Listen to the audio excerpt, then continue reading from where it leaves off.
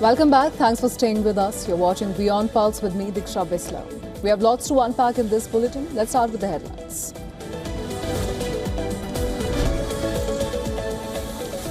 US Central Command releases footage of what it says are strikes on Iranian attack drones. CENTCOM says that US forces are taking out the drones that threaten Americans and the Gulf states.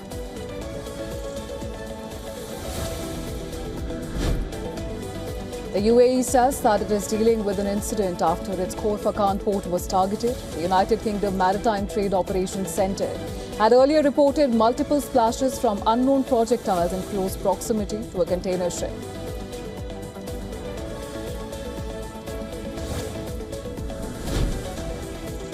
Qatar's Defence Ministry says it successfully intercepted 2 cruise missiles and multiple drones launched by Iran on Sunday.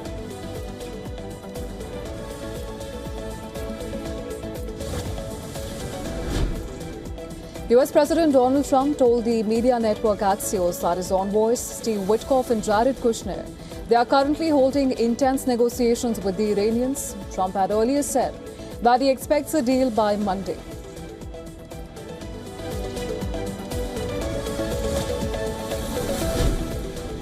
Trump tells Axios that he thinks Iranians who oppose the government will support strikes targeting civilian infrastructure, such as bridges and power plants. He said this after being asked if he was worried that his attacks may harm civilians.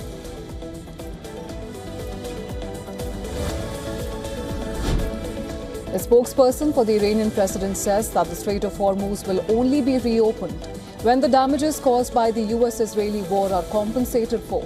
He says a portion of these reparations will be paid for by a transit toll on the Hormuz Strait.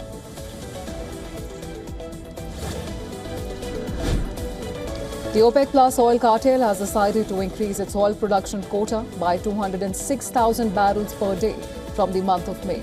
This comes as the US-Israeli war on Iran continues to cause chaos in oil markets.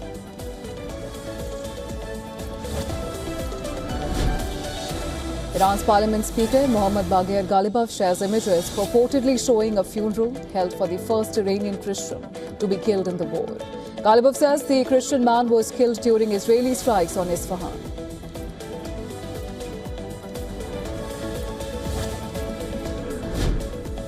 At least 2 people are dead and over 70 missing after a boat carrying migrants to Europe capsizes off the coast of Libya. 2 merchant vessels managed to rescue 32 survivors.